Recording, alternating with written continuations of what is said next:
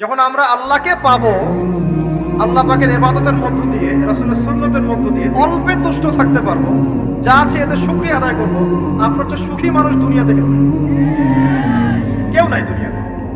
কিন্তু বস্তুবাদিতা আপনাকে এই আকীদা ও আদর্শ থেকে সম্পূর্ণ ডিমোটিভেট করে দিবে।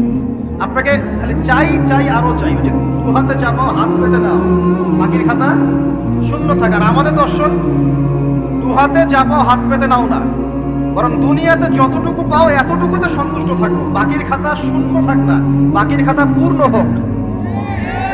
মানে পরকালটা বাকির খাতা না, পরকালের বাকির খাতা ইবাদতের মধ্য দিয়ে, রাসূলের সুন্নতের মধ্য দিয়ে অল্পে তুষ্ট থাকতে পারবো, যা আছে এতে শুকরিয়া আদায় করবো, আপনার চেয়ে সুখী মানুষ দুনিয়া থেকে কেউ নাই দুনিয়াতে।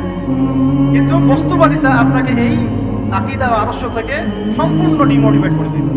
আপনাকে খালি চাই চাই আরো চাই, ওই যে দু হাতে চাপাও হাত পেতে নাও, বাকির খাতা শূন্য থাকার। আমাদের দর্শন দু হাতে চাপাও হাত পেতে নাও না, বরং দুনিয়াতে যতটুকু পাও এতটুকুতে সন্তুষ্ট থাকো, বাকির খাতা শূন্য থাক না, বাকির খাতা পূর্ণ হোক। মানে পরকালটা বাকির খাতা না, পরকালের বাকির খাতাটা পূর্ণ হোক। প্রয়োজনে দুনিয়ার সব চলে যায় যাক, প্রয়োজনে দুনিয়ার সব যদি চলেও যায় যাক, তারপরে বাকির খাতা কি হোক? পূর্ণ হোক। এটাই আল্লাহ রাব্বুল আলামিন সূরা আ'লার মধ্যে বলছেন, বাল তুসিরুনাল হায়াতাদ দুনিয়া, তোমরা এই দুনিয়ার জীবনটাকেই প্রাধান্য দিয়ে থাকো। ওয়াল আখিরাতু খায়রুন ওয়া আবকা, কিন্তু আখিরাত হচ্ছে সবচেয়ে উত্তম এবং চিরস্থায়ী। তো প্রিয় ভাই এবং বোনেরা যারা আলোচনা শুনছেন, আজকে আমাদের প্রথম সবক হওয়া উচিত দুনিয়ার নেশায় আমরা না পড়ি। আল্লাহ পাক আমাদেরকে তৌফিক দান। এর মানে এই না আমরা দুনিয়ার প্রোগ্রেসে যাব না, অবশ্যই যাব, আমরা অবশ্যই যাব। পুরো ন্যাশন জাতিগতভাবেই আমাদেরকে এই ওয়ার্ল্ডের সমকক্ষ তো হতে হবে, হবে কি না? আমরা কি ওয়ার্ল্ডের সমকক্ষ হতে পেরেছি? আপনাদের কি মনে হয় যে মিলস, ইন্ডাস্ট্রিজ, ফ্যাক্টরিজ, সেতু, ফ্লাইওভার এইগুলো করলেই মনে হয় যে ওয়ার্ল্ডের সমকক্ষ হওয়া যায়? প্রত্যেক জনগণ ভিতর থেকে সুখী কিনা, তাদের অন্ন, বস্ত্র, চিকিৎসা, শিক্ষা, বাসস্থান, এই যে মৌলিক চাহিদা, বেকারত্ব ঘোচানো, তিন বেলা খাওয়া খেয়ে পরে বাঁচা, জীবনের অধিকার, জীবনের অধিকার, সিকিউরিটি, এই জিনিসগুলো আমাদের নিশ্চিত হচ্ছে কিনা, এটা হচ্ছে আপনার উন্নতির মানদণ্ড। উন্নতির মানদণ্ড কি? আমরা এখন যেখানে আছি না, 1776 সালে অ্যাডাম স্মিথ তার চেয়ে আগের জায়গায় ছিল। 1776 সালে অ্যাডাম স্মিথ একটা বই লিখেছেন, তার নাম হচ্ছে যে দি ওয়েলথ অফ নেশন, এই কিভাবে একটা রাষ্ট্রের ওয়েলথ ফাংশন করে। ওই 1776 সালে তিনি যে চিন্তাগুলো করেছেন, এখন পর্যন্ত আমরা সেই চিন্তা বাস্তবায়ন করতে পারি নাই। 1776 সালের চিন্তা, কিন্তু ওই চিন্তা বাস্তবায়ন করেছে পশ্চিমারা। পশ্চিমা সভ্যতা যেটা আপনি দেখছেন দাঁড়িয়ে আছে, এই একটা বইয়ের উপর দাঁড়িয়ে আছে। যেমন একটা এক্সাম্পল দিই, আলোচনা কঠিন হয়ে যাবে, অন্যদিকে যাব। আমরা মনে করি যে অর্থনীতি আমরা নিয়ন্ত্রণ করব, ঠিক আছে, অর্থনীতির পুরো বিষয়গুলো আমরা নিয়ন্ত্রণ করে আমরা সমৃদ্ধি নিয়ে আসবো। আসলে বিষয়টা কি জানেন? অর্থনীতির নিজের একটা ফ্লো আছে, ও নিজেই নিজেকে নিয়ন্ত্রণ করে, এবং তার উপর একটা ইনভিজিবল হ্যান্ড থাকে, অদৃশ্য হাত, যেটা আমরা বলি আল্লাহ রাব্বুল আলামিন। আল্লাহ রাব্বুল আলামিন এই পুরো অর্থনীতিকে নিয়ন্ত্রণ করে। আমরা যখন সেটাকে ইন্টারফেয়ার করতে যাব, তখন ইকোনমি কলাপস করে যাবে। এই যে করছে কলাপস। আরো ব্যাপার আছে, শুধু ব্যবসা, অর্থনীতি, এক্সপোর্ট ইম্পোর্ট, এগুলোকে তিনি জাতির মানদণ্ড বলতেন না। তিনি বলতেন যতক্ষণ পর্যন্ত জাতির প্রত্যেক ব্যক্তির মধ্যে এথিক্স না আসবে, নীতি যতক্ষণ পর্যন্ত না আসবে, আপনি করাপশন থামাতে পারবেন না। তাই হয়েছে না? শুধু ব্যবসা না, আদর্শ কতটুকু আছে। এই যে আপনি দেখছেন বিভিন্ন জায়গায় ভেজাল খাবার খাওয়াচ্ছে, ওদেরকে টাকার অভাব আছে? ওদের টাকার কিন্তু অভাব নাই, নেম ফ্রেমের কোনো ঘাটতি আছে? এস্টাবলিশড বিজনেস, তাহলে কেন আপনাকে ভেজাল খাওয়াবে? কারণ তার মধ্যে এথিক্স নাই, নীতি নাই। এই জন্য জাতির প্রত্যেক সদস্যকে, মানে প্রত্যেক জনগণের প্রত্যেককেই আগে নীতিগত শিক্ষা দেওয়া উচিত। আর এই কাজটাই করে ইসলাম, বলে সুবহানাল্লাহ। এই এথিক্স এবং নীতি শেখায় কে? ইসলাম। ইসলামের যে সার্বজনীনভাবে এবং যুগোপযোগীভাবে কেউ এথিক্স শেখাতে পারবে না। কাগজে কলমে অনেকে অনেক কথা বলতে পারে, প্র্যাকটিক্যালি শেখাবে কে? ইসলাম। এখন বলতে পারেন তাহলে মুসলিমদের মধ্যে দুর্নীতি কেন, মুসলিমদের মধ্যে কেন এই সমস্যাগুলো হয়? উত্তর একটাই, ওই যে স্যার বলে গেলেন, আমি বিভিন্ন ওয়াজে যে এক এক জায়গায় এক এক কথা বলে, উত্তরটা কি? উত্তরটা হচ্ছে যে কোরআন এবং সুন্নাহর সঠিক যে শিক্ষাটা আছে, এই শিক্ষাটা আমরা অনেকেই বাস্তবায়ন করতে পারছি না। এটা আমাদের ব্যর্থতা। এটা কাদের ব্যর্থতা? এটা আমাদের ব্যর্থতা। এখানে আমাদের ব্যক্তি স্বার্থ থাকতে পারে, এখানে আমার জ্ঞানের স্বল্পতা থাকতে পারে, আমার ভিতরে অহংকার থাকতে পারে, বা আমি অল্প শিক্ষিত হতে পারি, এবং এমন হতে পারে আমার জ্ঞানটা যুগোপযোগী না। ইসলামিক জ্ঞান আমার মধ্যে আছে, কিন্তু কিভাবে এই জ্ঞান দিয়ে ওয়ার্ল্ডকে ডিল করবো এই জ্ঞানটা আমার মধ্যে নাই। এই কারণে আমরা হয়তোবা ইসলাম কোরআন সুন্নাহ হাতে থাকার পরেও এই সমস্যাগুলো ফেস করছি। প্রথম সমস্যা হচ্ছে বস্তুবাদিতা। আল্লাহর আখিরাতে কতটুকু দাম আছে দুনিয়ার? আল্লাহ পাক বলছেন একটা মাছির পাখার সমানও না। একটা মাছির পাখার কি দাম আছে আপনার কাছে? আল্লাহ পাক বলছেন পুরো দুনিয়ার দাম আমার কাছে যদি একটা মাছির পাখার সমান হতো, তাহলে এই দুনিয়াতে কোনো কাফের মুশরিক পানি পান করতে পারতো না। তার মানে এই দুনিয়াতে যা করো করো, আমার তো কোনো দামই নাই দুনিয়া। কালকেই তো আমি দুনিয়া ধ্বংস করব। আর ওই যে দুই জাতির কথা বললাম, জিন এবং মানব জাতি, আপনারা সূরা আর রহমান পড়বেন। রহমান নামটা অনেক ব্যাপক, দয়াময়ের নাম, তার মানে আল্লাহ পাক মার্সিফুল, মোস্ট মার্সিফুল। কিন্তু এই সূরা আর রহমানেই একটা ভয়ঙ্কর আয়াত আছে, কি? সানাফরুগু লাকুম আইয়ুহাস সাকালান। হে মানুষ এবং জিন, হে মানুষ এবং জিন, শীঘ্রই আমি তোমাদের দুইটা জাতিকে ডিল করার জন্য ফারেক হচ্ছি, অপেক্ষা করতে থাকো। মানে আল্লাহ পাক কুল্লু ইয়াউমিন হুয়া ফি শাআন, মানে আল্লাহ পাক কি করেন? সব সময় তার কাজে ব্যস্ত আছেন। মহাবিশ্বের তো গ্রহ নক্ষত্র গ্যালাক্সির অভাব নাই, মাখলুকের কোনো অভাব নাই। আল্লাহ পাক প্রত্যেকটা মুহূর্তেই তার কাজে ব্যস্ত আছেন, তার কাজে শানে ব্যস্ত আছেন। কিন্তু এই ব্যস্ততা থেকে ফারেক হবেন কাদের জন্য? মানুষ আর জিনের জন্য। সুবহানাল্লাহ, মানুষ আর জিনের জন্য। আল্লাহ পাক বলেন সানাফরুগু লাকুম আইয়ুহাস সাকালান। দাঁড়াও, দুনিয়ার মধ্যে এইসব করে বেড়াচ্ছ, তোমাদের দুই জাতির জন্য আমি অচিরেই ফারেক হব ইনশাআল্লাহ। ওইটাই হলো কিয়ামতের দিন। যদি ওই দিনটা আমরা মাথায় রেখে চলি, ইনশাআল্লাহ আমরা কেউ বস্তুবাদী হব না ইনশাআল্লাহ। আল্লাহ পাক আমাদের সবাইকে দুনিয়া মুসাফিরের মতো থাকার তৌফিক দান করুন। আমরা উন্নতি করব, অবশ্যই অগ্রগতি করব, আমরা সবকিছুই করব, কিন্তু দুনিয়ার পূজায় ডুবে যাব না। এটা একটা বড় চ্যালেঞ্জ। মানে মধ্যমপন্থী থাকতে হবে, না একদম গোলালু মার্কা আর না চরমপন্থী, মাঝামাঝি থাকার চেষ্টা করতে হবে। আল্লাহ তৌফিক দান করুন।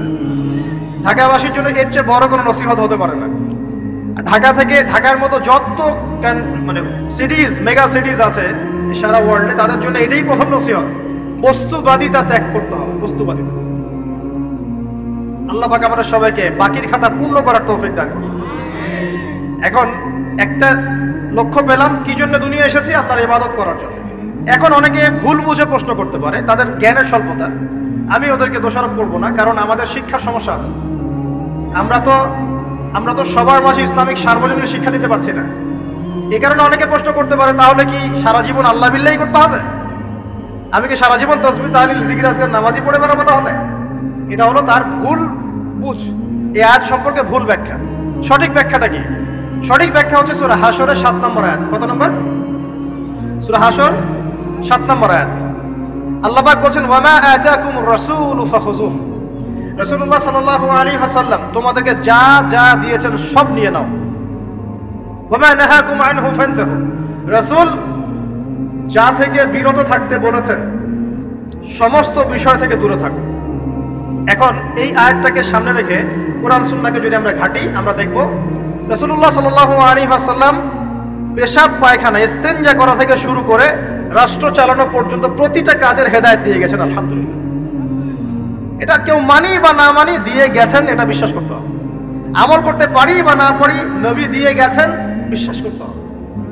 দলিল চাচ্ছেন, আপনি সহিহ বুখারী খোলেন, মুসলিম খোলেন, তিরমিজি, নাসাই, আবু দাউদ এগুলো খোলেন, দেখবেন আপনি ইস্তেনজা করবেন কিভাবে, বসবেন কিভাবে, ঢোকার সময় কোন পা দিয়ে ঢুকবেন, বের হওয়ার সময় কোন পা দিয়ে বের হবেন, ইস্তেনজা করার সময় কথা বলতে পারবেন কিনা, কতটুকু বলতে পারবেন, গোসল কেমন করে করবেন, ওযু কিভাবে করবেন, আপনি আগে কি পা থেকে শুরু করবেন নাকি হাত থেকে শুরু করবেন, কিভাবে নামাজ পড়বেন, আগে গিয়ে কি সিজদা করবেন নাকি ইকামত হবে, আজান হবে, আল্লাহু আকবার তাকবীর দিবেন, কিভাবে নামাজ শেষে বের হয়ে আপনি ব্যবসায় চলে যাবেন, কিভাবে আপনি ব্যবসা করবেন, কিভাবে চাকরি বাকরি করবেন, সমাজের মানুষের সাথে মেলামেশা করবেন, মানুষকে দিনের দাওয়াত দিবেন, ইভেন কিভাবে আপনাকে যদি আল্লাহ ক্ষমতা দেন আপনি কিভাবে সোসাইটি মেনটেন করবেন, সমাজ এবং রাষ্ট্র মেনটেন করবেন, প্রতিটা হেদায়েত খুঁটিনাটি কোরআন এবং সুন্নাহ দিয়েছে আমাদেরকে।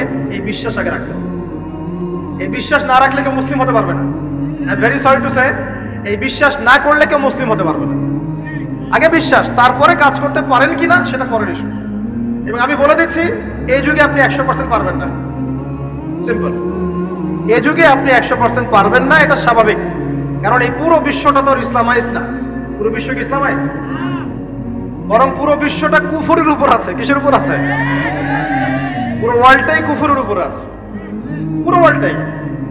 একটা এক্সাম্পল আমি প্রমাণ করতে পারি, একটা এক্সাম্পল খালি। আল্লাহ পাক বলছে সূরা মুলক, রাতের বেলা পড়তে হয় না সূরা মুলক? রাতের বেলা সূরা মুলক পড়তে হয়, যে পড়বে তার কবরের আযাব হবে না ইনশাআল্লাহ। কবরের আযাব থেকে আল্লাহ পাক তাকে বাঁচাবেন ইনশাআল্লাহ। সূরা মুলক তেলাওয়াত করতে হবে রাতের বেলা।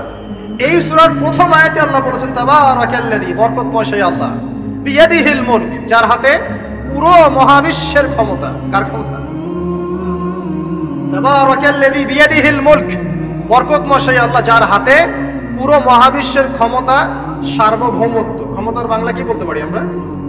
এটাকে ইংরেজিতে আপনারা কি বলেন? আপনারা বলেন সভরেন্টি। কি বলেন?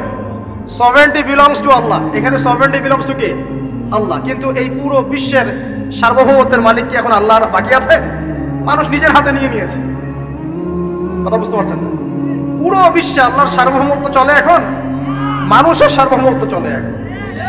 তো পুরো ওয়ার্ল্ডটাই কুফরের উপর আছে না? বিশ্বটাই কুফরের উপর। এখন বাদ দেন, এই ওয়ার্ল্ডে আপনি 100% ইসলাম ডিল করতে পারবেন না, সিম্পল। কিন্তু আগে বিশ্বাস করেন যে একদম টয়লেট থেকে শুরু করে আসমান পর্যন্ত সবকিছুই হেদায়েত কোথায় আছে? কোরআন শুনে আছে কি নাই? এখন মানতে পারি না, সেটা আলাদা ইস্যু।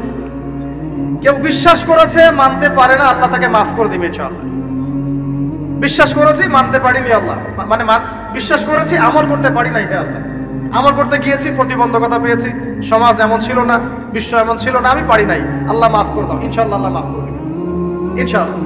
আল্লাহ পাক বলেছেন, কারো আমল নামায় যদি শিরকের পাপ না থাকে, যে কোনো গুনাহ আল্লাহ যাকে ইচ্ছা মাফ করে দিবে। আমল নামায় খালি শিরকের পাপ রাখা যাবে না, যে কোনো গুনাহ আল্লাহ যাকে ইচ্ছা মাফ করতে পারে। বুঝাচ্ছি, মনে করেন একটা জেনা করেছেন, আল্লাহ মাফ করুন। ওই জেনাকার ব্যক্তি যদি বিনা তওবাতেও মারা যায়, তওবা করে নাই, বিনা তওবাতেও মারা যায়, কাল কিয়ামতের মাঠে আল্লাহ পাক তাকেও মাফ করতে পারেন। আল্লাহু আকবার। কিন্তু একজন ব্যক্তি শিরক করেছে, তওবা না করে মারা গেছে, আল্লাহ তাকে মাফ করবে। এখন শিরকের পাপ ছাড়া যে কোনো পাপ আল্লাহ মাফ করবেন ইনশাআল্লাহ। সো আগে আকীদা পোষণ করি যে হ্যাঁ, কোরআন সুন্নাহয় সবকিছুর সমাধান আছে আল্লাহ। এখন আমি আমল করতে গিয়ে হয়তো পারছি না, এখন আমার বিশ্বাস চলমান বিশ্বের সাথে সাংঘর্ষিক হচ্ছে, এবং এই বিশ্বাসকে দমিয়ে দেওয়ার জন্য কি করা হচ্ছে? এই বস্তুবাদিতার মতো আদর্শগুলো আপনার সামনে তোলা হচ্ছে। এখানে উত্তরটা কি? এখানে উত্তরটা হচ্ছে, দেখুন, ইবাদত মানে শুধুমাত্র নামাজ, রোজা, হজ, যাকাত নয়। ইবাদত মানে শুধুমাত্র নামাজ, রোজা, হজ, যাকাত নয়, বরং আমার জীবনের প্রতিটা সেক্টরই ইবাদত বলে কাউন্ট হবে যদি আমি সেই কাজটাকে নবীর সুন্নাত অনুযায়ী করতে পারি। আমার কথা কি বুঝতে পারছেন? এই হলো ব্যাখ্যা, ওয়ামা খালাকতুল জিন্না ওয়াল ইনসা ইল্লা লিয়াবুদুন। আমি জিন আর মানুষকে শুধু আমার ইবাদত করার জন্যই সৃষ্টি করেছি। আপনার ইস্তেনজা করাটা ইবাদত। সুবহানাল্লাহ। আমার ইস্তেনজা করা কার প্রয়োজন? আমার না, ইসলামের না আল্লাহ পাকের? নাউজুবিল্লাহ। ইস্তেনজা কার জন্য করি? আমার প্রয়োজন। আমাকে এখন ইস্তেনজা করতে হবে, কষ্ট দিচ্ছে আমাকে। খাবার খাবেন, কার জন্য খাচ্ছেন? আমার জন্য নয় কি? আমার জন্য। আপনি ব্যবসা করছেন, কার জন্য? আমার জন্য, আমার স্ত্রী সন্তান, আমার পরিবারের জন্য। আপনি সমাজ চালাচ্ছেন কার জন্য? আপনার জনগণের জন্য। এখানে স্বার্থ কার? মানুষের না আল্লাহ? আমার স্বার্থ, আমার স্বার্থে আমি এই সব কাজগুলো করব, নবীর সুন্নাহ অনুযায়ী করব, তাহলে দুনিয়াবি কাজগুলোতেও আল্লাহ পাক নেকি দিয়ে দিবেন। কেমন দুনিয়াবি কাজ? স্ত্রী সহবাস করা, স্ত্রীর সাথে ভালোবাসা, প্রণয় বিনিময় করা। আপনি স্ত্রীর দিকে তাকিয়েছেন, নেকি হয়েছে। স্ত্রীর হাতটা ধরেছেন, নেকি হয়েছে। স্ত্রীকে আদর করেছেন, নেকি হয়েছে। তার মুখের মধ্যে ভাত তুলে দিয়েছেন, নেকি হয়েছে। আপনার ছেলেকে আদর করে কোলে নিয়েছেন, নেকি হয়েছে।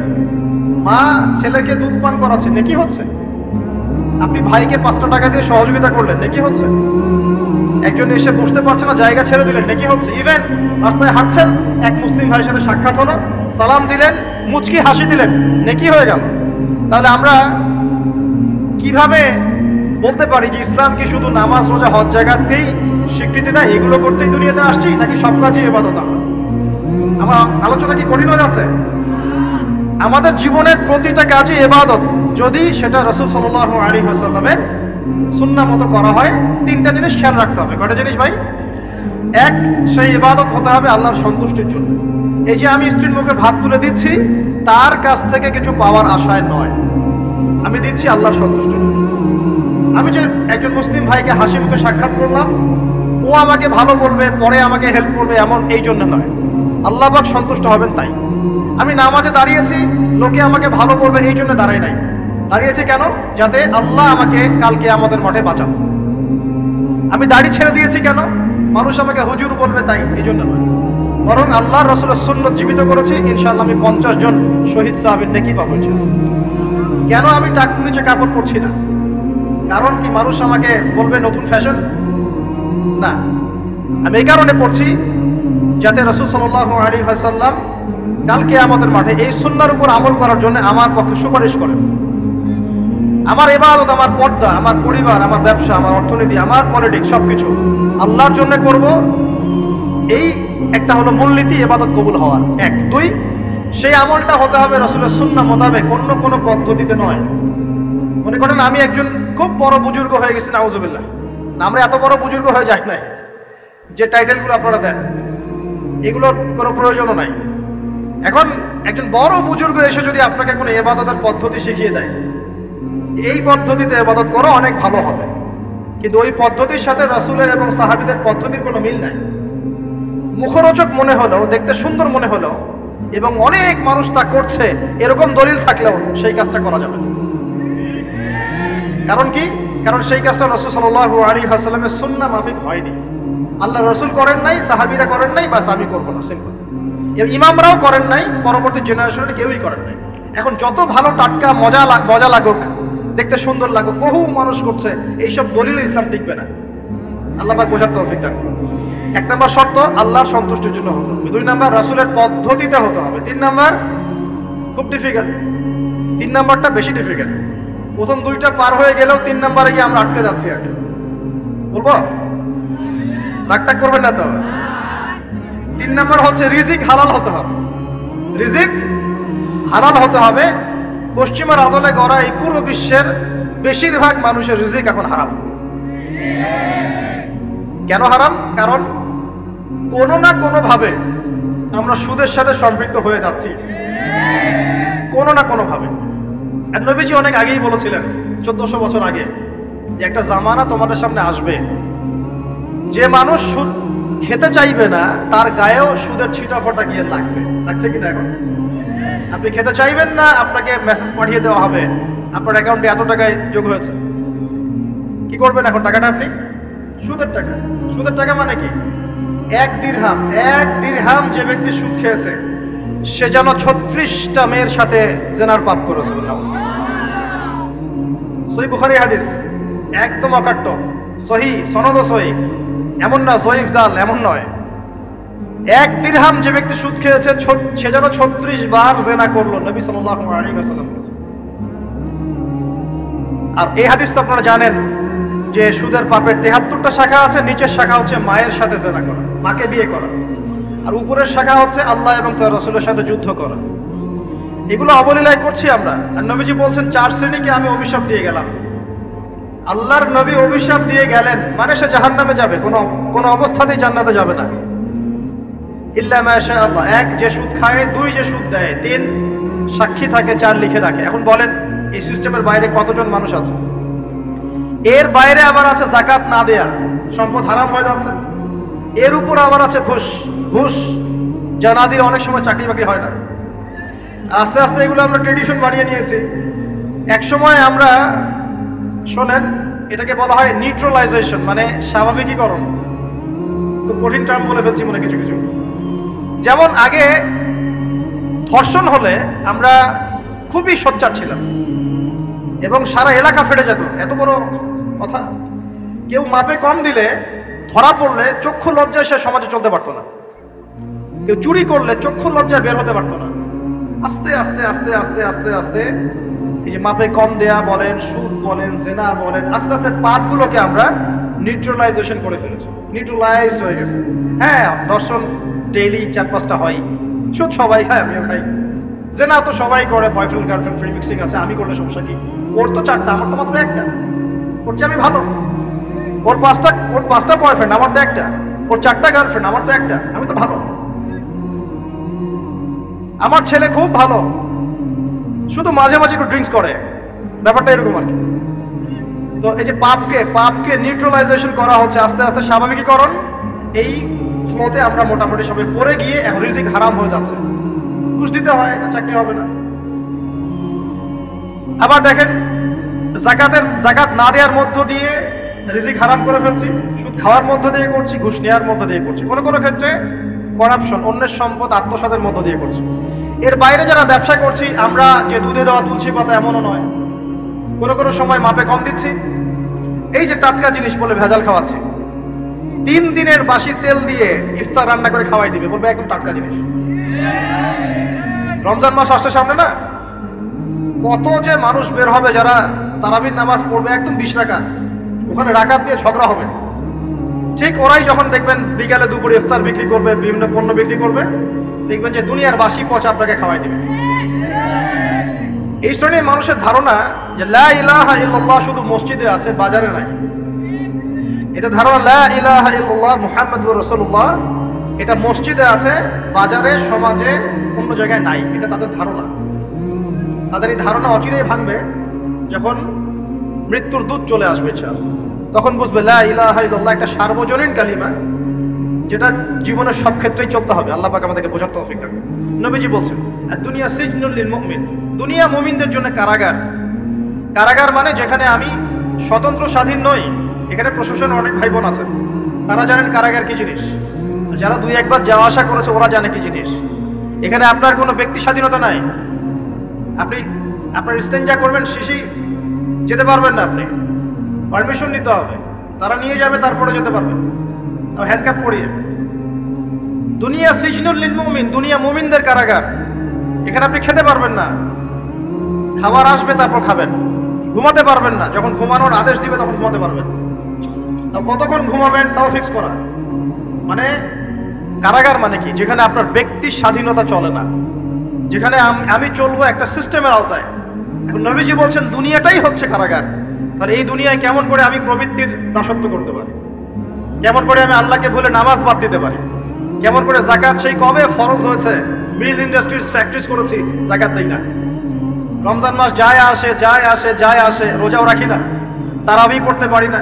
কোরআন আমার সামনে মানুষ তেলাওয়াত করে, কোরআন আমার ঘরে পড়ে আছে, শেলফের উপরে ধুলাও আছে, শেলফের উপরে কোরআন ধুলাওয়ালা, ধুলো মাখা। কোরআন পড়ার তৌফিক হয় না, নবীর হাদিসগুলো চর্চা করার তৌফিক হচ্ছে না, ইসলামিক বইপত্র পড়তে পারি না। এই কারাগারের জীবনে বসি আমি একটা মেয়ের পিছনে দৌড়াচ্ছি, মাদক খাচ্ছি, জেনা করছি, কোনো সময় ধর্ষণ করছি, কোনো সময় সুদ খাচ্ছি, ঘুষ খাচ্ছি, দুর্নীতি করছি। এই কারাগারের জীবনে বসি, যেখানে আমার কোনো ব্যক্তি স্বাধীনতা নাই। তাহলে কারাগারের জীবনের মেয়াদ যখন শেষ হবে, যখন তাকে এখান থেকে বের করে নিয়ে আসা হবে, অর্থাৎ মৃত্যু, তখন তার সাথে কিরকম রিমান্ডে আচরণ করা হবে এটা ভালো করে বুঝে নেন। এখন নবীজি বলছেন, আদ-দুনিয়া সিজনুল লিল মুমিন ওয়াল জান্নাতু লিল কাফির। কাফেরদের জন্য, মুশরিকদের জন্য এই দুনিয়াটা হচ্ছে জান্নাত। জান্নাত মানে কি? যা ইচ্ছা তাই করতে পারবেন। জান্নাত মানে কি? আপনি চাচ্ছেন, আল্লাহ আমি এখন একটা খামর চাই, শরাব আপনার সামনে হাজির, চিন্তা করার সাথে সাথে। জান্নাত মানে কি? আল্লাহ আমি আপনাকে দেখতে চাই, আল্লাহকে আপনি দেখতে পারবেন। জান্নাত মানে কি? আপনি মধুর নহর, দুধের নহর, পানির নহর, শরাবের নহর, হুরে নিঈন চতুর্দিকে ঘোরাফেরা করছেন।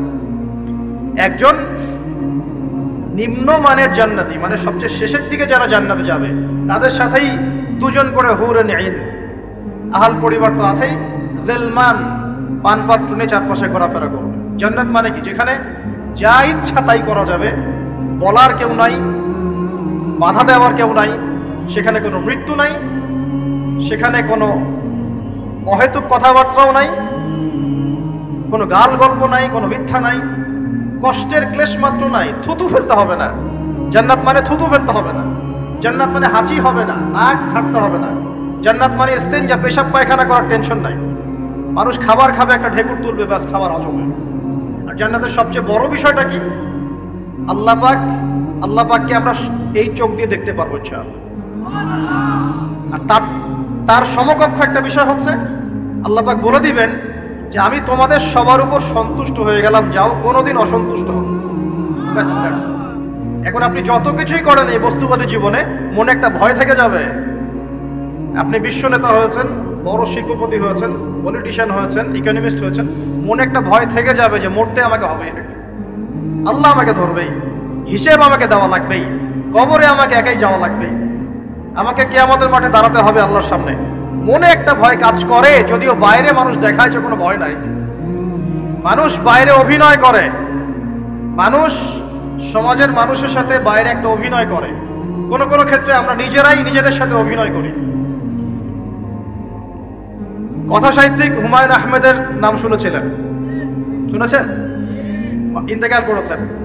একটা সময় ছিল আমরা স্কুলে পড়তাম, কলেজে পড়তাম, মাঝে মাঝে টুকটাক এ ধরনের বইপত্র পড়া হয়েছে। হিমু, মিসির আলী এইসব পড়া হয়েছে। শরৎচন্দ্র, বঙ্কিমচন্দ্র, রবীন্দ্রনাথ, নজরুলের কবিতাগুলো, ইভেন শেক্সপিয়ার, অ্যাডাম স্মিথ সহ, যিনি অর্থনীতির জনক। যাই হোক, তিনি তার বইয়ের মধ্যে লিখেছিলেন যে এই পুরো দুনিয়াটা হচ্ছে অভিনয়ের মঞ্চ।